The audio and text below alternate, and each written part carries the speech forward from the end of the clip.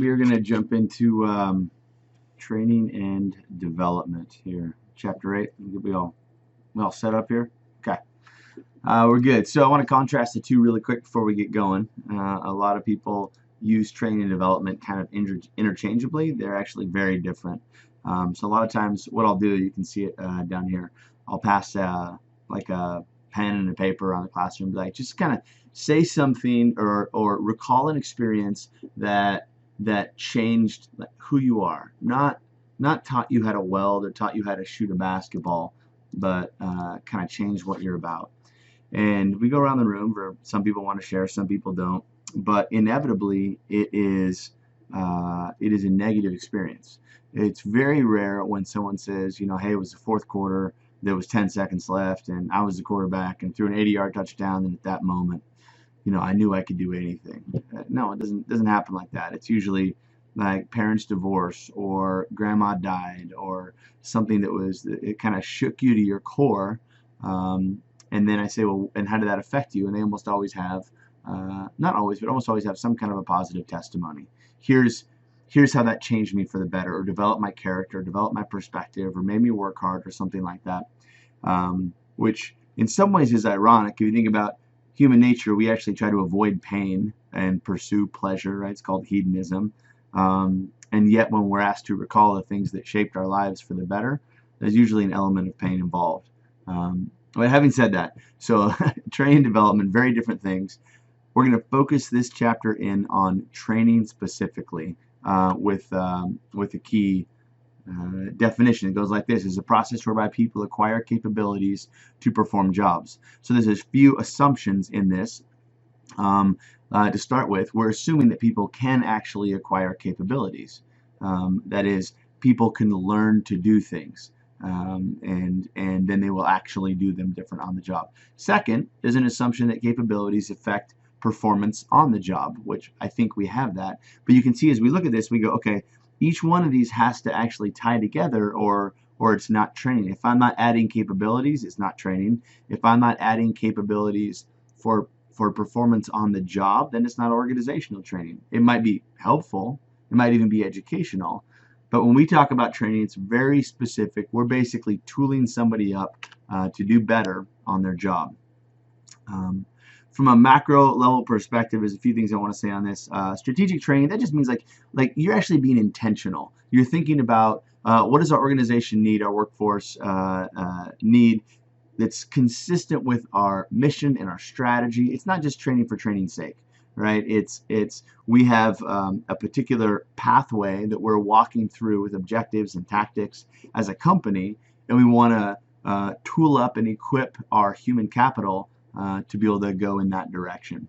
The other thing that it can do is if you have a bit of a strategic training plan, you're not going to assume that everything can be solved by training. There are things called states and traits. You can teach me to weld, but you may not be able to teach me astrophysics. So certain things I can and can't learn. Certain things can and can't be trained.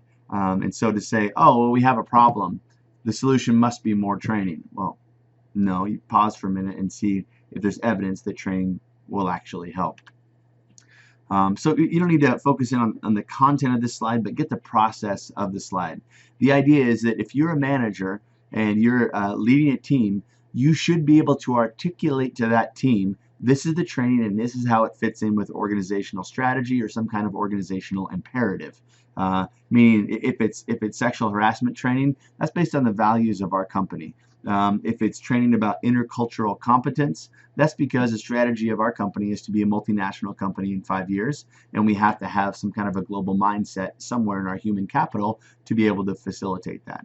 So you can see strategies, you can see tactics, or the outcomes of those strategies, and then our training activities. So as a manager, you got to be able to convince or sell, whatever the word is, but in a matter of like procedural justice, to explain to your team, no, what we're doing is actually important. And then if you can't, of course, ask the question.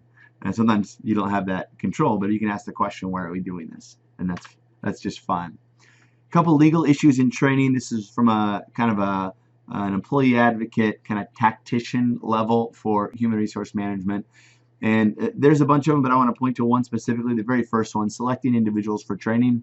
It's a constant battle where a firm will say, man, we're having challenges getting the composition of our management or our executive team to look like our workforce. We now have our workforce kind of in terms of demographic composition. It looks like the labor market. So say, yeah, we're doing good there. There's, back to chapter 3, there's 15% Hispanic employees in the labor market, and there's 15% in our company. But when we look at management and executive level leadership, we see there's 2%, and for some reason we're not able to change that. We're just going to put someone in the role who's not ready, etc. A lot of that goes back to the 5 years earlier when you had a management development program and nobody was thinking, who gets into this? You may have thrown it out there and said, oh, whoever wants in, whoever wants to do this, you can do it. And what happened is you had a particular demographic group say, yes, I want in, but not other demographic groups. Or you hand selected people and it wasn't some kind of utilization analysis wasn't considered, meaning the people that were hand selecting, do they look like everybody else on our executive team or not? So that kind of lays the foundation for then who's ready. After 3 or 4 years of some kind of a management development program, who's actually ready for the executive level. So just a heads up, when we are establishing training, we got to be intentional about who actually is going to get this training, because in theory, if we're going to design it to make them better at their job, what we're doing is we're handing somebody, in a sense, kind of a leg up on their job. Types of training, this is just a framework to know. It's nothing super complex about it. There's legally required training on every job. If you've ever been involved like DOT or truck driving, or, well, actually any job, safety, sexual harassment, diversity, stuff like that, you're going to say, we're going to do this each time, maybe once a year, once every 2 years. And some of that is about values of the company, and some of that is about what's called an affirmative defense, meaning if I train you how to safely operate a bandsaw, and you use that bandsaw and you cut your buddy with that saw, I can say, from a liability perspective, I can say, no, wait a second. Like, there was a solid training that was vetted, that everyone agreed that this is a good training, and they took it and they knew better. They knew they shouldn't have taken the bandsaw and thrown it at their buddy, something like that. So it has to do with liability, but not all. There's so legally required training. There's basic remedial skills that happens depending on your type of job. Job and technical training. This is especially when you're using equipment, or especially when like a software, or if you have an IT-based job, which of course many are, that has changed. So you don't just change the person's main tool and say, go figure it out. You give them training. And then of course soft skills. We see that more when we get into like team leads and managers.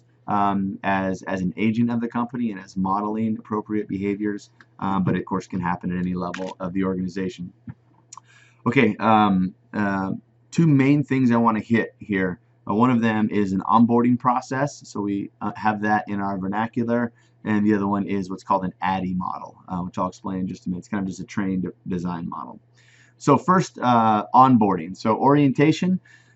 Is a major step in onboarding. It's basically when you hire somebody, when you get them to say yes, keep in mind you've spent time and money and effort and meetings and interviews, etc., saying, yes, this is the person that we want. Now you've hired them. What are you going to do with that asset? Are you going to say, here's your workstation, go?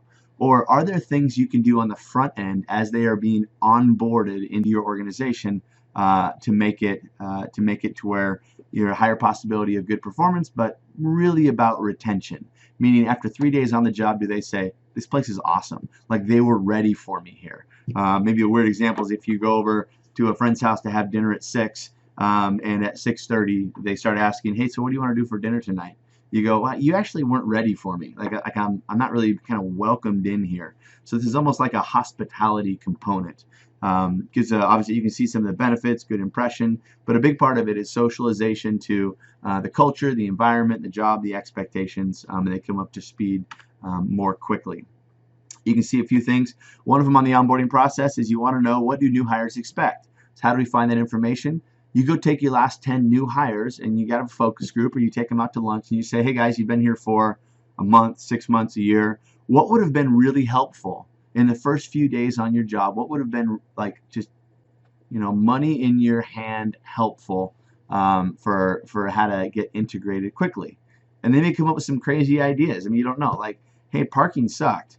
And is there any way thing we can do about that, just in the first week, just until we get settled? Or I didn't meet my manager for the first 7 days. A lot of organizations now, I know Google and IBM are both big on this. You're going to meet your manager the first day there. No matter where your manager is, they will actually schedule your start date around you're going to connect with that person.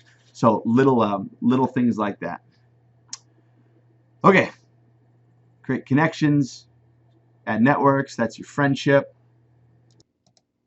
The Gallup organization's actually got some neat research that says if you have a best friend at work, that's one of the best predictors of turnover. So it's getting people connected quickly. Anyway, you get the idea. Basically, be intentional. When you bring someone on board, you go, what do we do to make sure that they come up to speed quickly, and then it's a positive experience. How do we know if that's working well, right? So we've put all this time and effort into creating a good onboarding process. How do we know? And onboarding, of course, is a component of training. A few things: tenure turnover rate, new hire failure rate. So when someone quits after 90 days, we go, what happened? First year turnover rate is a killer. We talked about this a little bit in the turnover section and in job attitudes.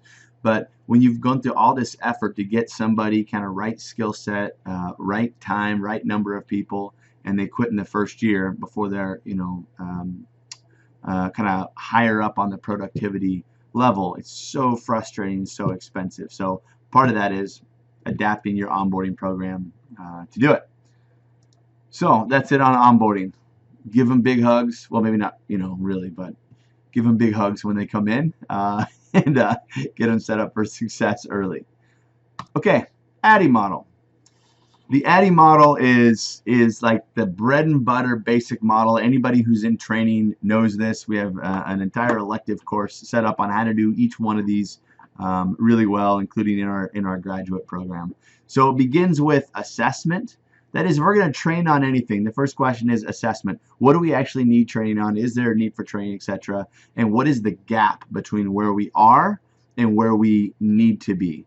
Then you design, based on that assessment, you design your training program. Here's what it looks like. You develop it, ready to launch it, and then you launch it. That's the implementation. And then evaluation is, how do we do? That's one of the steps that almost everybody leaves out, but how did we do? Did it accomplish the intended effect? So a big component of the ADDIE model, of course, is the training needs assessment. Is training going to work? What form should it take on? Who's going to do it? Who's going to get trained? Who's in? Who's out? What's the process? What's the content? What are the dates? What's the budget? All that kind of stuff. And of course, the last one, how do we know if it actually worked? What is the performance assessment we're looking at the end? We'll get to this later, but a lot of times with the evaluation, what we do is we pass a stupid piece of paper around the room and we say, on a scale of 1 to 10, did you have a good time? We didn't do the training because so they would have a good time. We did it so people would learn and behave different and affect their job. Remember the definition, adding capabilities to their job so that they could perform differently and better. The other one is we say, would you recommend this training program to a friend? It's like, oh my goodness. So the evaluation has to be tied in with the purpose, of course, of the training. So how do we know if there is a training that's even needed? So here's a few things we can take from. If we have the same grievance, if we have 20 managers in our group and we have, I'm just throwing out numbers, 50 grievances a year, and those 50 grievances are between 2 managers, okay, let's go figure out there's some kind of training or leader development or something that needs to happen there. So the grievances or accidents are a big one, of course. We have witnessed in the safeties chapter, but when there's an accident, you're going to document what the steps you're going to take to prevent accidents in the future. Almost always one of those components is training. So you can see there's a million things here, performance evaluations. The idea is there something non-normal popping in the data that go, okay, that's standing out. Either there's an outlier or something unique that it wasn't that way last year or the year before or the year before, then you want to deal with it. Or it's always been that way, but our competitors don't seem to have these same problems. So how can we redesign work? How can we do training to solve it? this tells us if there's actually a problem. Just because an employee, a couple of employees, or a manager, executive says, "Hey, we need training on this." This is where you stand back and go, "No, wait a second. Let's get some data, and let's find out if it's an attribution issue or if there really is something that we need to train on and deal with."